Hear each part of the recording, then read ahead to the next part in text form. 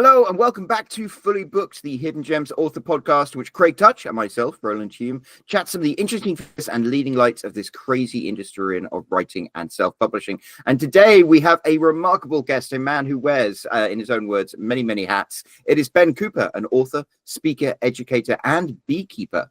And so we are very, very grateful to have you, Ben. How are you doing today? How are the bees?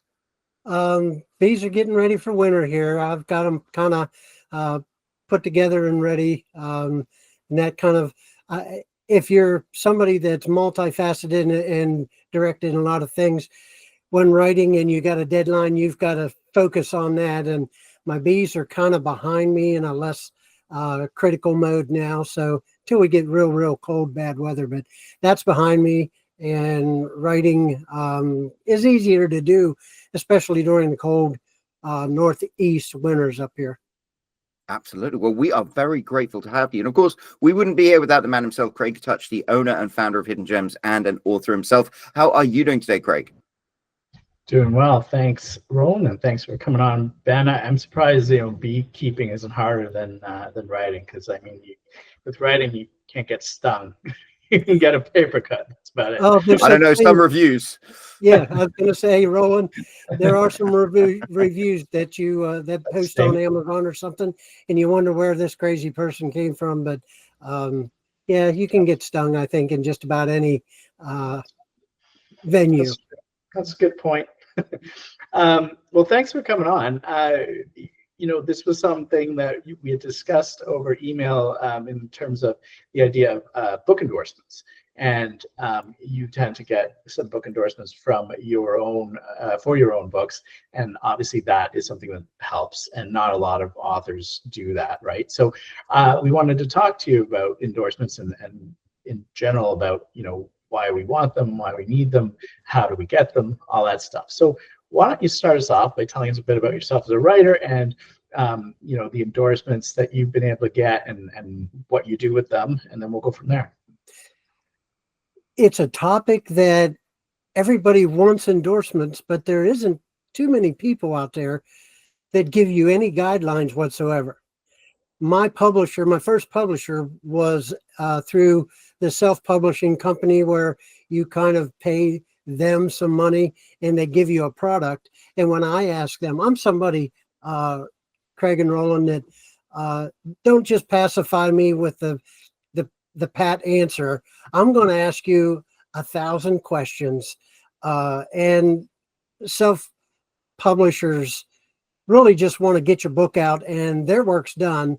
They get royalties, you get royalties, and they really don't want you to ask too many questions.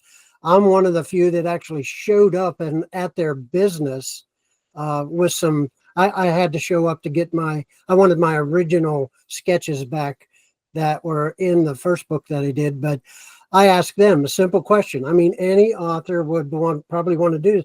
How do you go about getting book endorsements? The golden question. And their reply, oddly to me, now this was first out of the chute book that I've published in this kind of manner. And I truly self-published a first book in my basement with a copier, old-fashioned way, but it worked for me, a little collector guide. But I asked this question and they said, we don't help with anything like that. And so what do? You Google and you search and you try to find. I mean, Roland, I saw your reaction and heard it. Kind of surprising to hear that from a publishing company. And then some of the other, as I started to get into all this, I realized there isn't a whole lot out there. So get out a chalkboard, whatever. You see these murder mysteries where they figure out all this stuff, and you've got not necessarily a Venn diagram. I'm more of the old box. I'll use graph paper and box things out.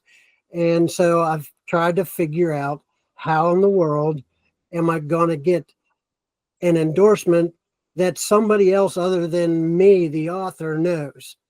And that's the crucial thing. Because let me ask you both, and one can take one answer as two things. What do you do? What motivates you to buy a book? You walk in a brick and mortar store What motivates you to buy a book? Well, that's a very, very good question. In my experience, the biggest thing is going to be the author. If I already have a relationship with the author, I'm more likely to buy their book, whatever it's about. The second thing is if it's got, a really good cover, a really good blurb, and a hook to it. You pick it up and it's like, oh, the Martian by Andy Weir. That was a great one. You pick up the book and it's like, Mark Watney is trapped on Mars and he can't figure out a way to get home. And I'm like, that's interesting. I want to find out what happens. And the third one is normally with non-fiction books, and that is it solves a problem. If you want to go and, I don't know, how do you make a farm in your backyard? Then you find a book that solves a problem. And to me, those are like the three real reasons why people buy books. Time in, Craig? I it's been so long since I've had to buy a book without somebody sort of recommending it to me, or so many books might come my way and so many people tell me about books that I generally don't have to rely on too much other than that. But when I used to buy the books before I started writing, often I would just, this was back in the day where, you'd go to bookstores. There's not, I think you nailed the right answer. You said a book that someone's recommended to you. And I think that's the case. If there's author you're not familiar with, maybe the book doesn't have the most compelling hype to it. If someone you respect or enough people are like, this book is great, you should read it, I'm more likely to pick it up and give it a chance. And it's that social proof, which is all about endorsements. And this is how I did. Like you were saying, Roland, the book has to appeal to you. First, it's got to be in a genre that that interests you. If it's sci-fi, I'm a sci-fi fan. If it's sci-fi or something, it's gonna pique my interest.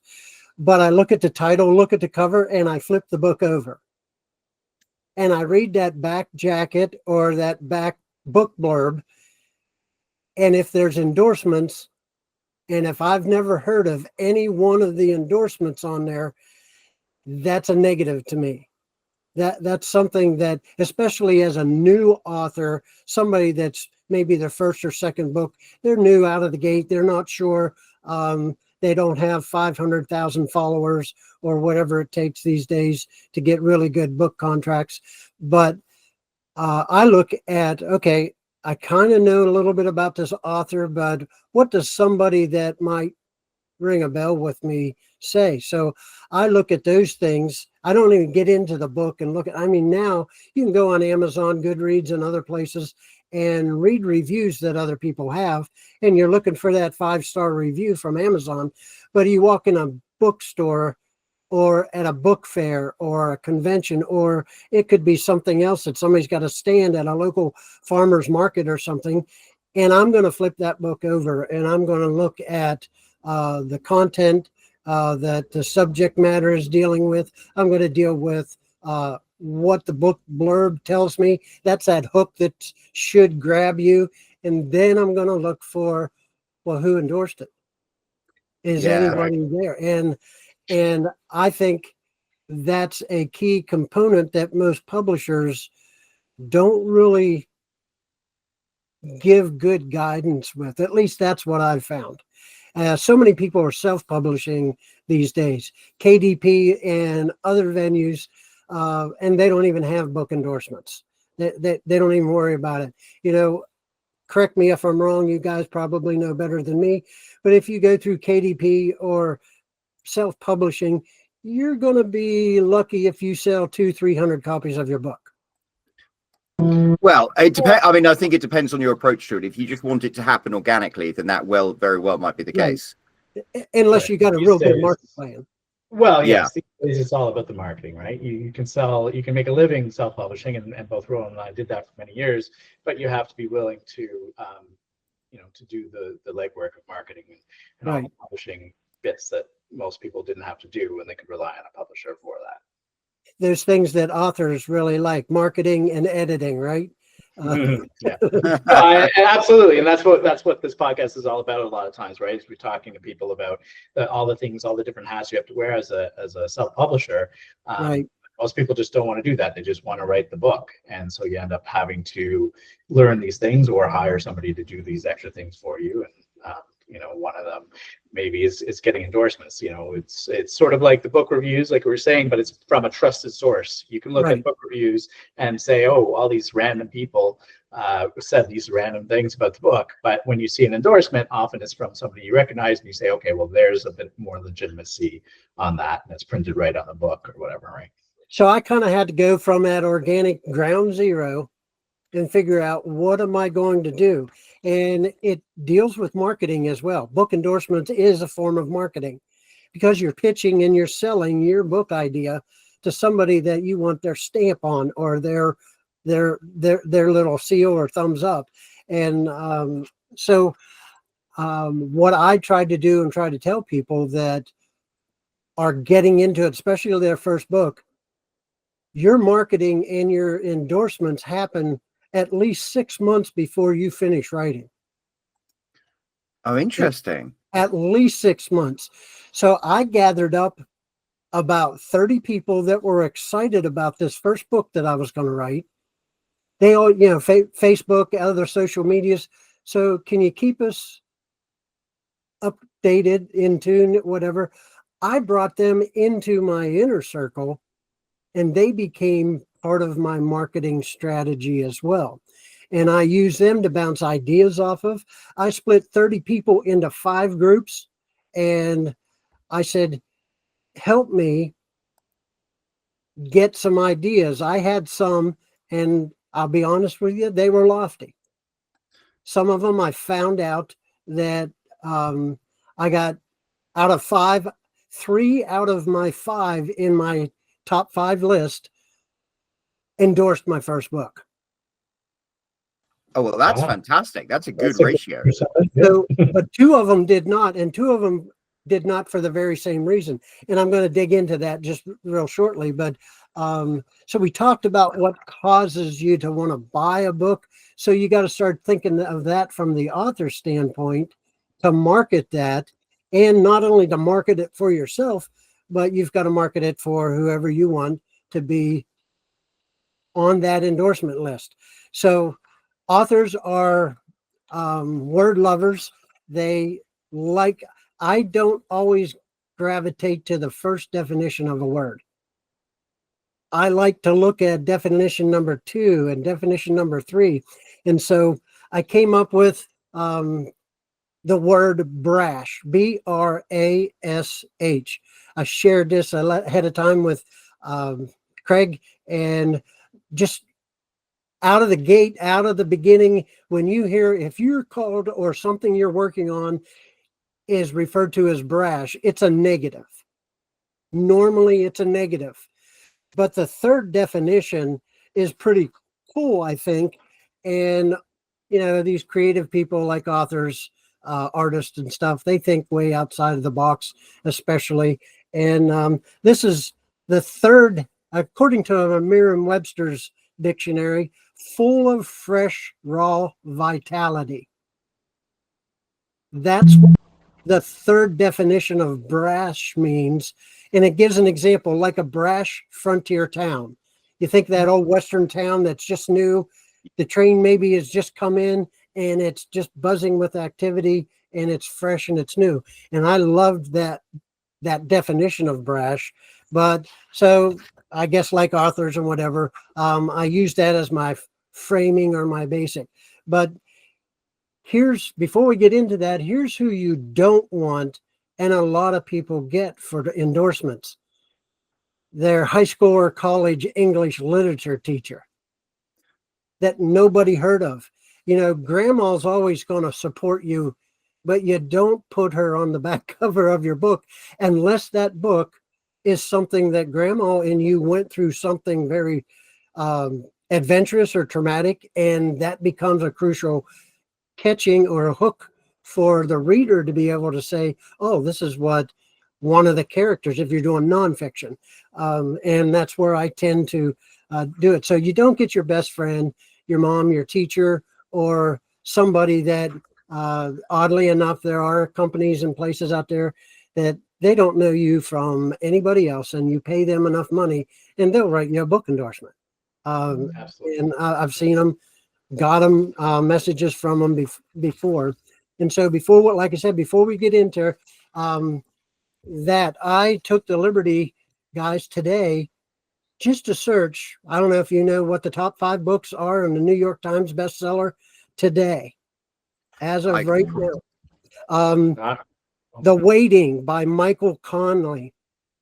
The Boyfriend by Frida McFadden. Four Wings by Rebecca Yarros. Counting Miracles by Nicholas Sparks. And The Housemaid by Frida McFadden. Frida McFadden has 2 in the top 5. Oh, That's she's a amazing. phenomenon. Yeah. Her first book came out in amazing. 2018. Yeah. And we know Nicholas Sparks from The Notebook and some of his other writings. And so, you know, I tried to get on and see through Amazon and others to see if I can see who endorsed Nicholas Sparks' newest book called Counting Miracles.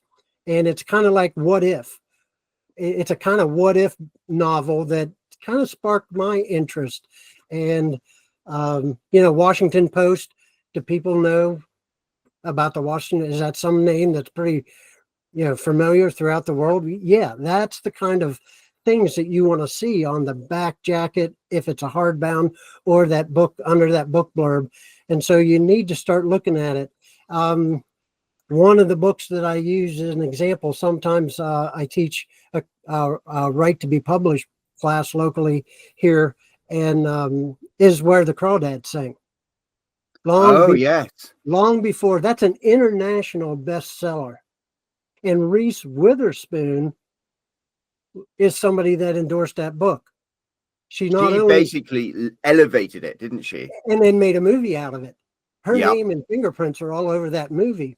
So finding somebody that gels with what your content is and what your book is, and I divvied that out with the 30 people that I had, basically my marketing team. And as I would give hype to them and say, here's the next step, here's the next step, this is where I am in my writing journey, then they kind of caught the fire too, and they're publishing because they're vested into that book. They've kind of got a buy-in, and so you're not on your own in an island trying to reach out to the world to get somebody else to listen to you. They're your support team. Too many authors try to do it all on their own, especially the self-proclaimed authors that don't go traditional publishing, self-publishing, or KDP. I've gone through hybrid, traditional, and self-publishing. And guys, I'll be honest, I love to be a contributing writer or writer for hire. I write something, they pay me. I don't get any royalties, but I get paid. And I write for an organization that the book that I write annually for, comes out every year, has a circulation of 60,000. So my product or my writing, my nonfiction gets out there, and that really builds what I call my writer's curriculum vitae. That's that I keep a list of what the circulation is. If I write a magazine article, and I keep all that stuff, you'll laugh at me, but I keep them on 3x5 index cards because I'm that old. I like to write it down because not always where I live does connectivity in my computer and electricity happen. So I got to have a written copy anyways. I store it in my computer, but I love looking at that whenever I can. So this is who I want to kind of direct people's minds. So if you don't get grandma, your English teacher, or your best friend, or the neighbor across the street that thinks, you know, you're on top of the world, here's where you start looking. Athletes. If there's a connection there, we just finished up an Olympic year, and there's a lot of people that might be hard to get, but get those athletes before they go to the Olympics, and they might be able to write something if they have time. Professionals in your genre. That's who you want to look at. For it doesn't hurt for you to get an editor that's well known, Random House or Penguin or something, you know, somebody that's well known. Maybe they haven't written the bestseller books, but they're helping those people that do. And so that's another person. actors, movie stars, celebrities, musicians. It all depends on what your writing style is and your genre.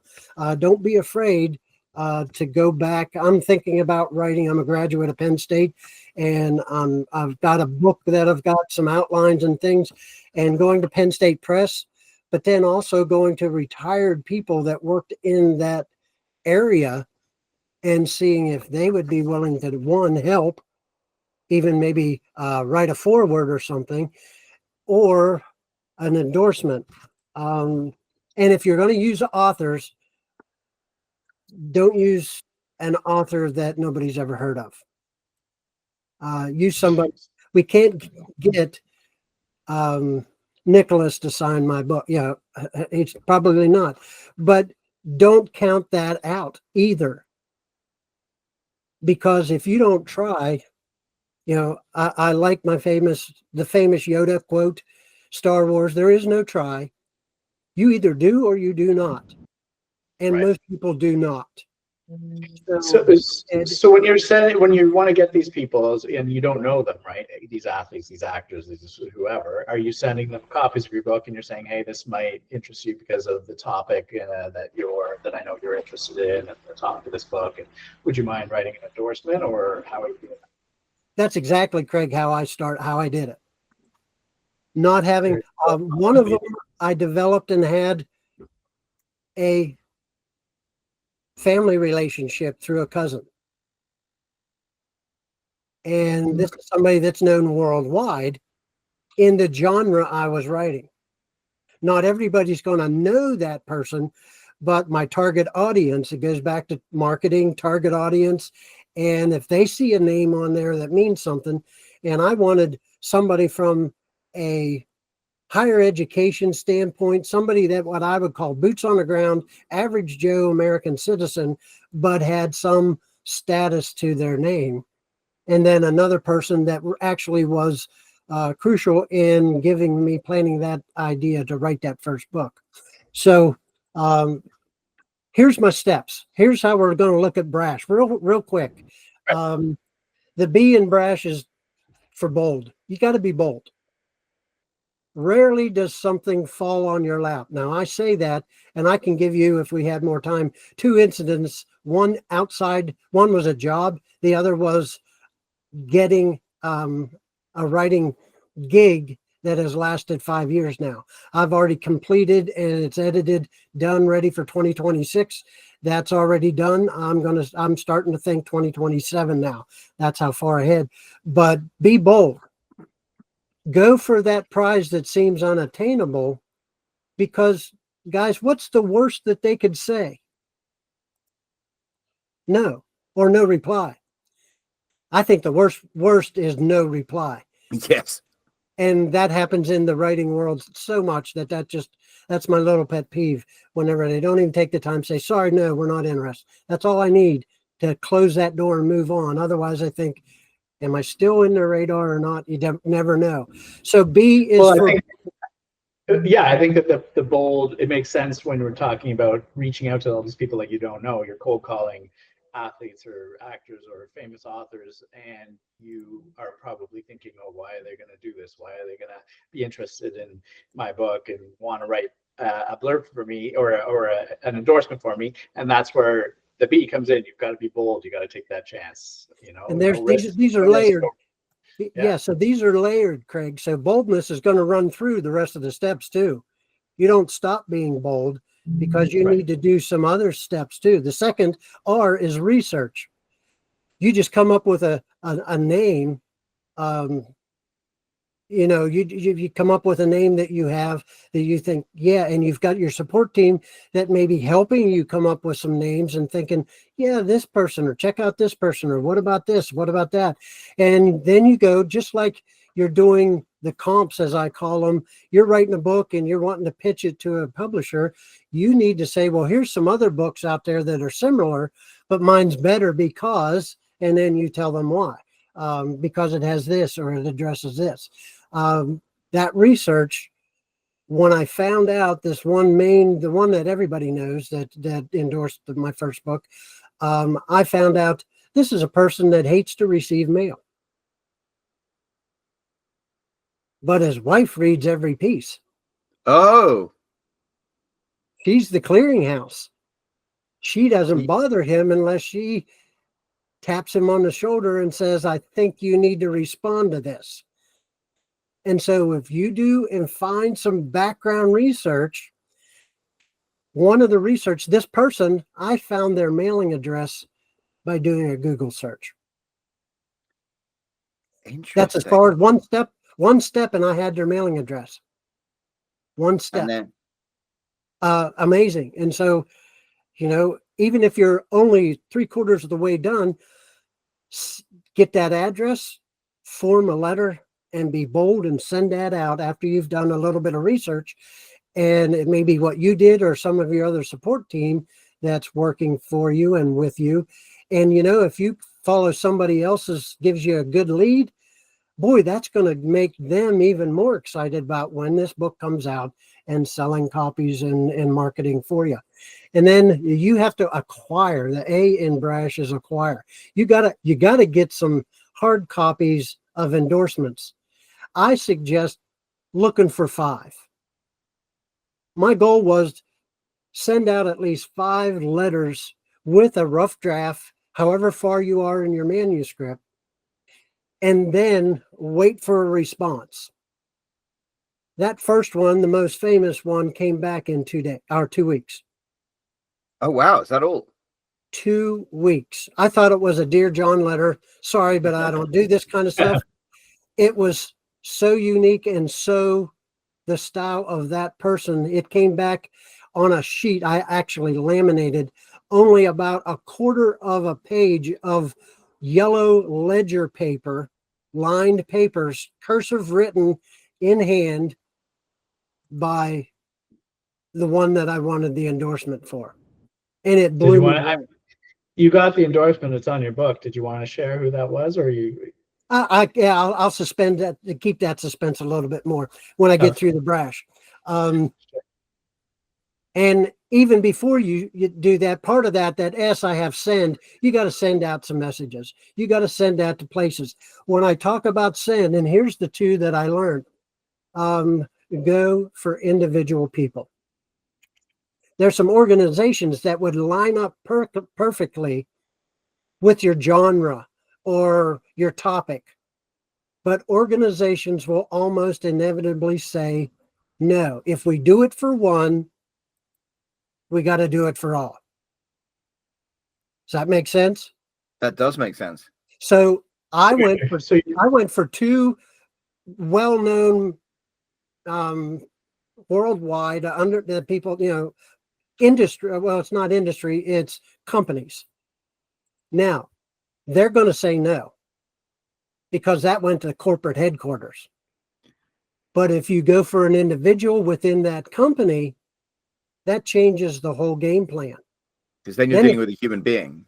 That's a human being. Stick to human beings. I don't think AIs are doing endorsements yet, but it might happen. But send that to an individual, not to a company or somebody big. That's just more chances of rejection. As writers, authors, we get plenty of rejection letters. We don't need any more. So just wipe that off your list of corporations, industries, big conglomerates. Don't ask for Amazon to endorse your book. If you sell 50 copies, their analytics will market it for you. If you get 50 or more copies, that means it's got traction and they'll start marketing your book for you. But go for an individual. Go for somebody that has a deeper connection to what you're writing and your genre and the audience that would target it. And then the H is hope. And I don't mean like, I hope so. I hope I get a response. It's almost an assured thing. I think truly, if you do these steps and be well prepared, you're going to get some responses. If you want to broaden it and you want 5, then I would say send out to at least twice as many as what you hope to have in your book. So Craig, I'll go ahead and spill the beans here at this point. But that endorsement that I got, I don't know. Roland doesn't know this, does he, Craig?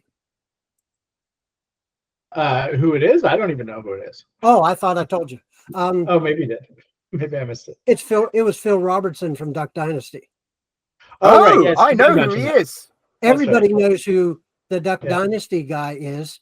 You did tell me that. He's had, recently this year a movie and stuff. But the question I get is, how did you get Phil Robertson's in book endorsement? He's the one that wrote. He's not saying a bad thing. He's frugal. The other one came on really tri-colored letterhead, and it was at least a page and a half long, apologizing that they didn't get right to me as quick as what they thought they should have. And they apologized, and I was surprised. But Phil Robertson wrote it.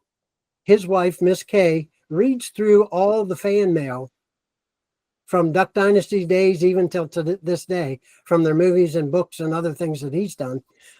He's written 5 books already, and I have pretty much every copy.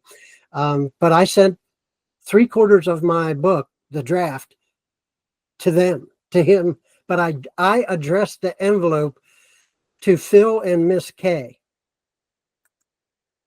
That's where the research came in handy, because I found out that he really doesn't like mail. But Miss Kay won't throw anything away without going through it. So you had her name on there, and then it was like a permission for her to open it. And like all good husbands, he did what Miss Kay told him to do. I think you need to read this and respond to it. That's what she told him. And he wrote that endorsement, and it blew me away. And then 2 or 3 weeks later, the second one came, and then 2 or 3 weeks later, the third one came. I wanted 3.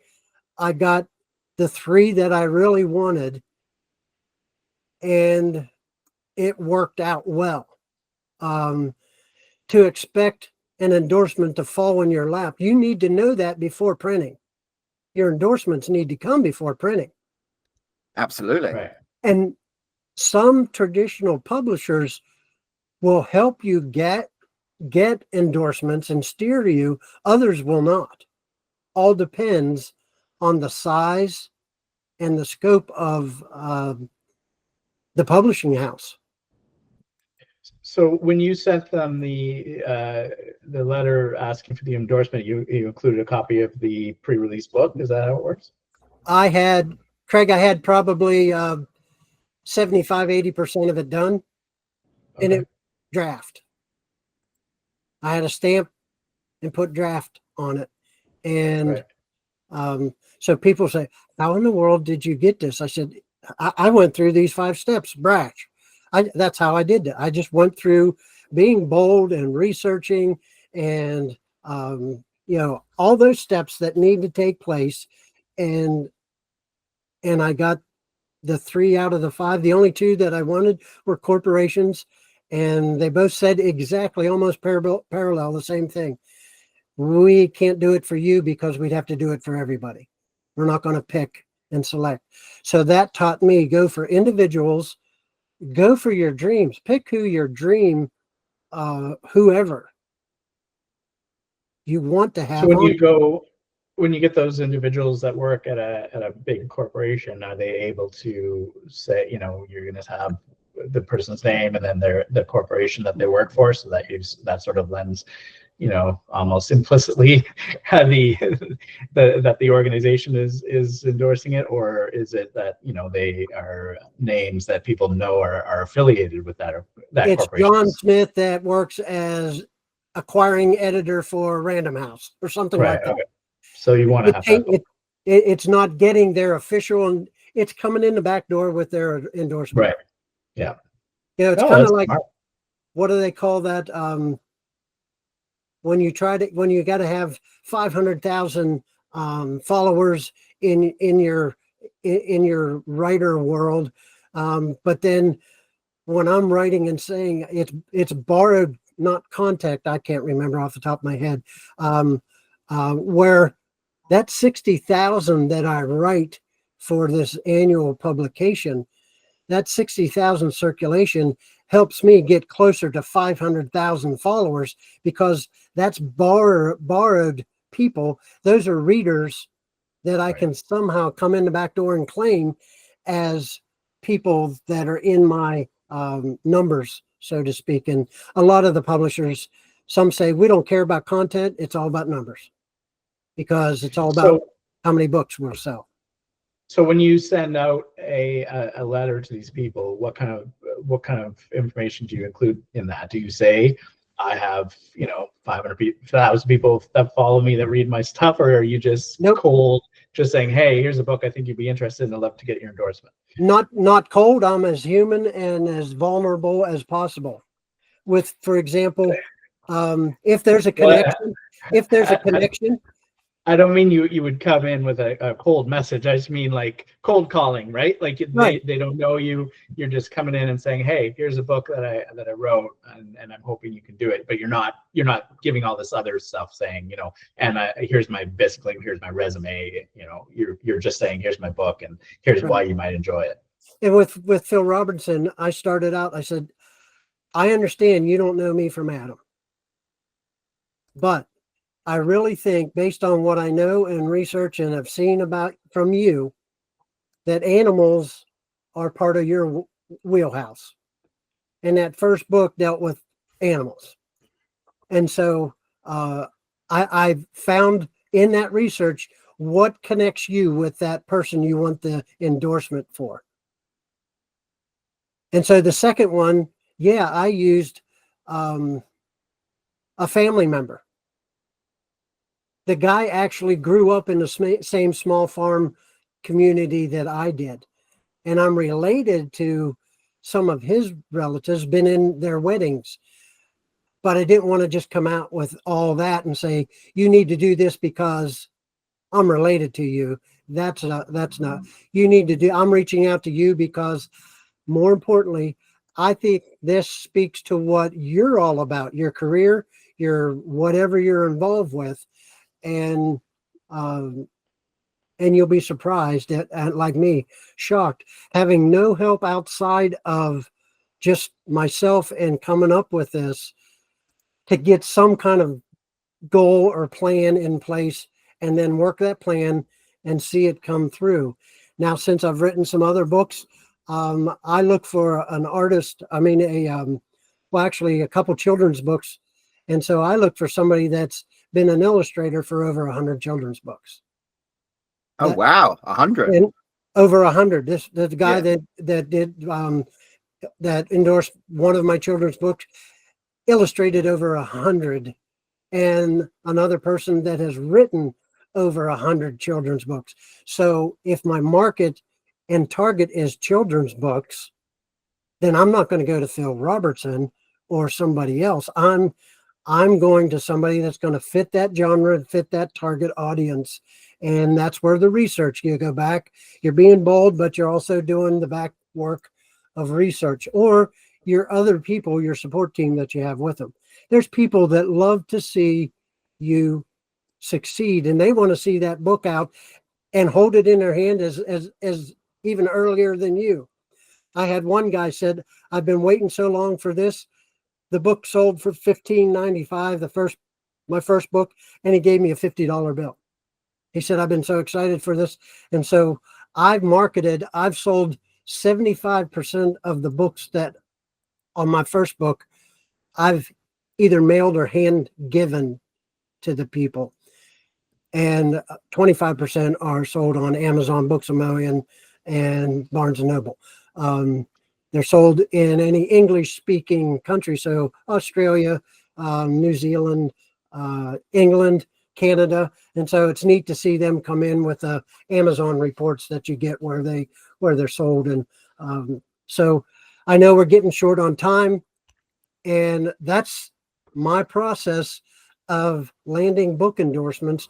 But just like writing a book, it takes work on your back. You got to get your backside in gear. You got to do some of the legwork, or if not all of it, unless you farm it out to some of your support team.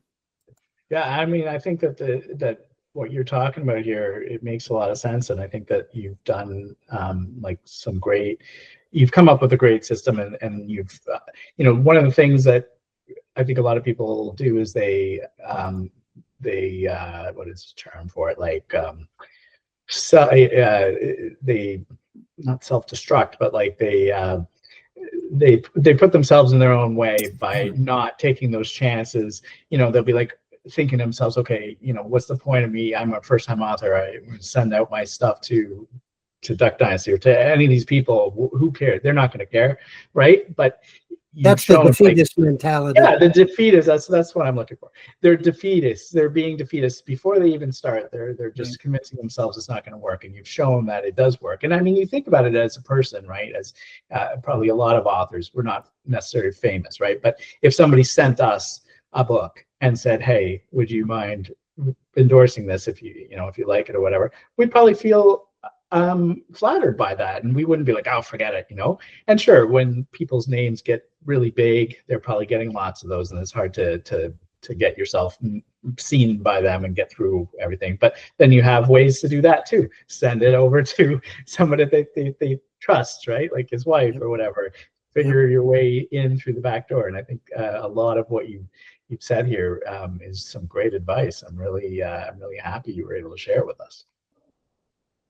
I think it's very, everything you've said has been very actionable, which I love. I think when you talk about getting reviews, getting endorsements and things, it's very easy to talk about in esoteric terms. But you'd be like, this is what you should do. And I think a lot of it seems you've explained how a lot of it is the mindset, getting over that barrier of I shouldn't do this. Why the hell is Phil Robertson going to want to endorse my book? And then if you get over that and send it, as you're right, the worst they can say is nothing and never reply. Right.